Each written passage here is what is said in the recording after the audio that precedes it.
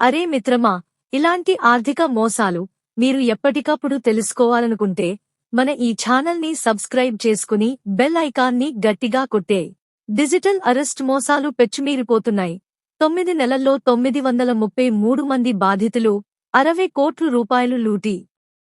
Hyderabad digital arrest పేరుతో cyber నేరగాళ్లు రెచ్చిపోతున్నారు. CBI, ED, police, RBI, Mumbai crime branch, anti terrorist squad పేర్లతో బెదిరించి వర్చువల్ ఇంటరాగేషన్, అరెస్ట్ వారెంట్లు చూపిస్తూ డబ్బులు బదిలీ చేయిస్తున్నారు. ఈ మోసాలకు ఈ ఏడాది 9 నెలల్లో రాష్ట్రంలో 933 మంది బాధితులు, 60 కోట్ల రూపాయలు నష్టపోయారు.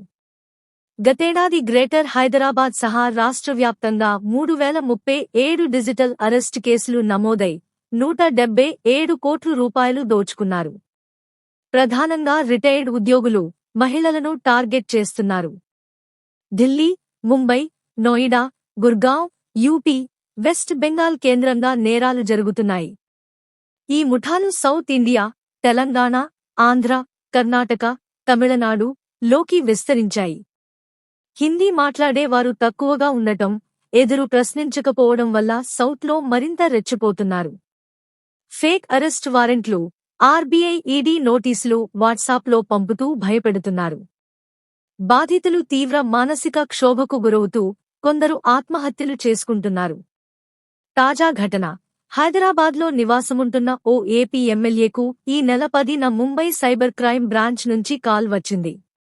నకిలీ ఆధార్, సిమ్ కార్డులతో బ్యాంకు అకౌంట్లు తెరిచి మనీ లాండరింగ్కు పాల్పడ్డారని బెదిరించారు. తర్వాత సైబర్ క్రైమ్ అధికారి విక్రమ్, సిబిఐ అధికారి అని నటిస్తూ వీడియో కాల్ చేసి అరెస్ట్ వారెంట్ చూపించారు. భయపడిన ఎమ్మెల్యే ఈ నెల 10 నుంచి 15 వరకు 5 రోజుల్లో ₹1.07 కోట్లు బదిలీ చేశారు. మరో 60 లక్షల రూపాయలు కోర్టు క్లియరెన్స్ సర్టిఫికెట్ పేరుతో డిమాండ్ చేశారు. దీంతో ఆయన హైదరాబాద్ సైబర్ క్రైమ్ పోలీసులకు ఫిర్యాదు చేశారు. Supreme court serious. Supreme court digital arrest మోసాలపై తీవ్రంగా స్పందించింది. దేశవ్యాప్తంగా ₹3,000 కోట్లు మాయమైనట్లు, కఠిన చర్యలు తీసుకోకపోతే నేరగాళ్లు పెచ్చుమీరిపోతారని హెచ్చరించింది. ఈ మోసాలు పెద్ద సవాలుగా మారాయని, సాంకేతిక, ఆర్థిక విభాగాలు మరింత సమర్థవంతంగా పనిచేయాలని సూచించింది. బాధితులు ఎక్కువగా వయోధికులేనని సొలిసిటర్ జనరల్ తుషార్ మెహతా తెలిపారు. దేశవ్యాప్తంగా నమోదైన కేసులన్నీ సీబీఐ చేతికి అప్పగించాలని కోర్టు ఆదేశించింది.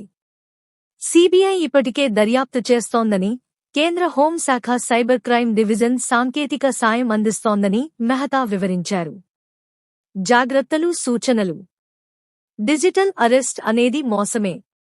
సీబీఐ, ఎడ్, పోలీసు అధికారులు వాట్సాప్ వీడియో కాళ్లతో అరెస్టు చేయరు. అనుమాన కాలు వచ్చినప్పుడు స్థానిక పోలీస్ స్టేషన్కు వెళ్ళండి. మనీ లాండరింగ్, అక్రమ కార్యకలాపాలు గురించి చెప్పుకుంటే స్పందించవద్దు.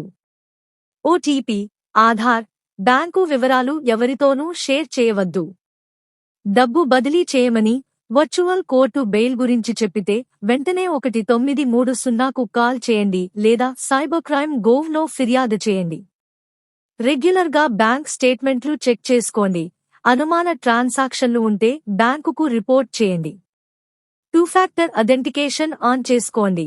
వాట్సాప్, బ్యాంకు యాప్లలో భద్రతా సెట్టింగ్లు ఉపయోగించండి. సీనియర్ సిటిజన్స్కు ముఖ్యంగా అవగాహన కల్పించండి. హెల్ప్లైన్ 14567 ఉపయోగించండి.